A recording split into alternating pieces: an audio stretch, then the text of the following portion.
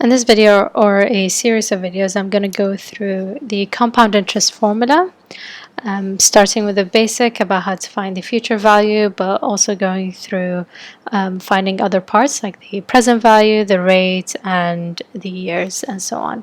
So the compound interest is an interest that compounds on a specific duration. So it's not like simple interest where there's a specific amount that adds up every year. Compound interest depends on the previous amount. Now you could go through the complicated calculation or just use the formula. For math studies, this formula is given to you. Now the future value is what you're going to get in the future. So after a period of an investment. This is the present value. This is what you start with.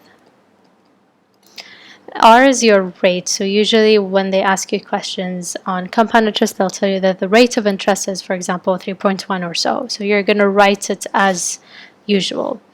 The K is basically how often you pay per year. How often you pay or how often the investment comes back at you. So sometimes the interest or the compound interest is compounded.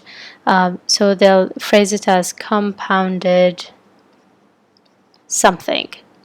And this something will tell you what K to put in. Now notice that K appears twice in the denominator and as a power here. The table you should remember is that if they say yearly, per annum, so if they write PA, then your K is just 1. If they say half yearly, so you're paying it twice a year, your K will be 2. If they tell you it's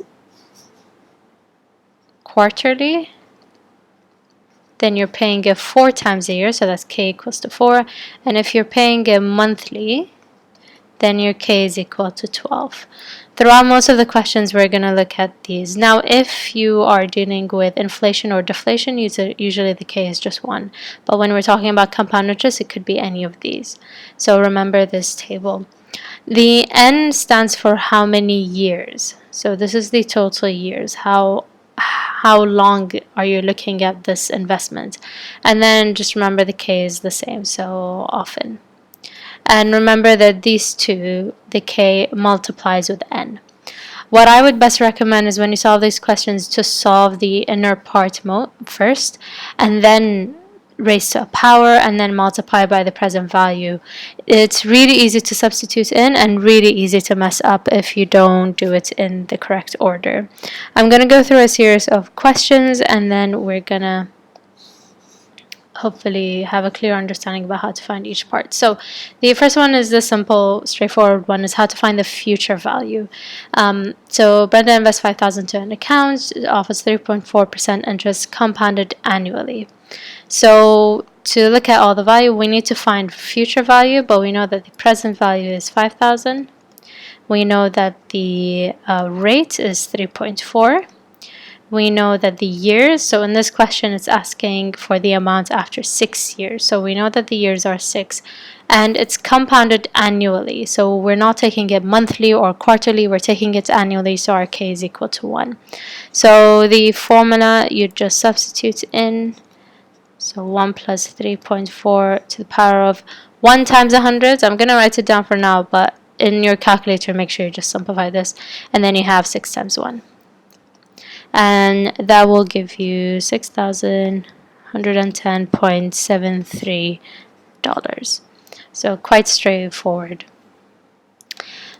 Now, if the rate was missing, so this is a follow-up from the previous question, so we're still looking at 3.4 interest. So part B tells you that Luke also invests 5,000 into the account, and that offers R.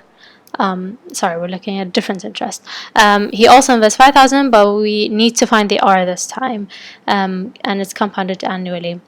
But we know that after 6 years, he has 6,250 in his account. So if we look at all the values, we have future value is 6,250. Our present value is 5,000. Our rate is missing. Our N is 6 years.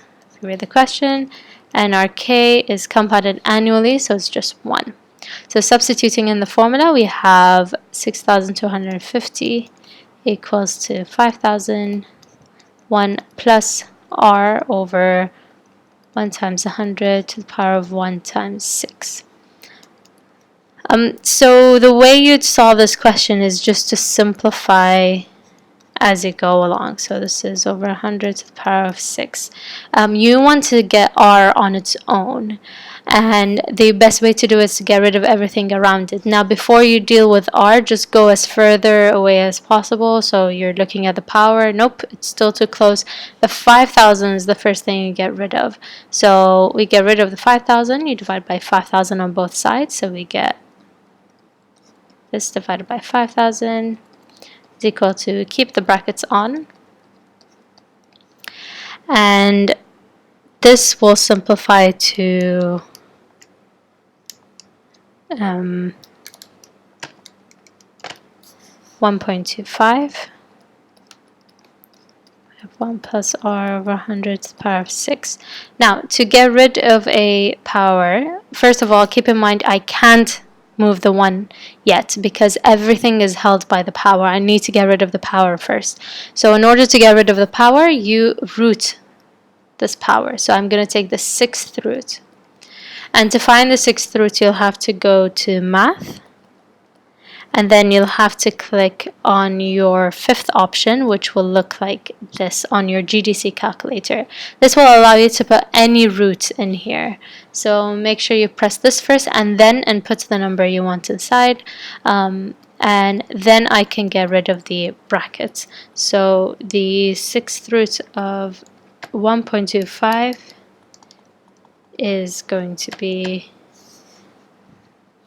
1.03789. I'm just writing as many decimal places as possible, but use the original number in your calculator. Now, you don't move the 100, you move the 1 first. Remember, just take everything as further away from r as possible. So we get rid of this 1, so by subtracting 1, 89 minus 1, and you're going to get 0.03789. And now to get rid of the 100, you'll have to cross multiply, or if it's clear enough for you, you just multiply by 100.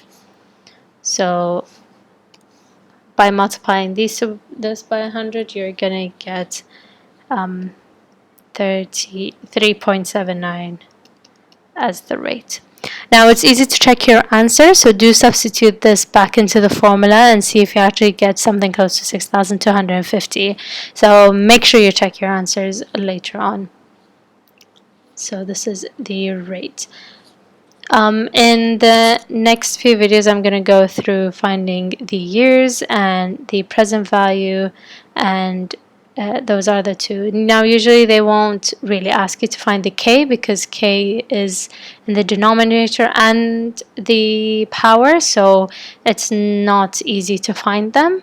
So for now we're going to stick to these. So make sure you watch the next parts of this video.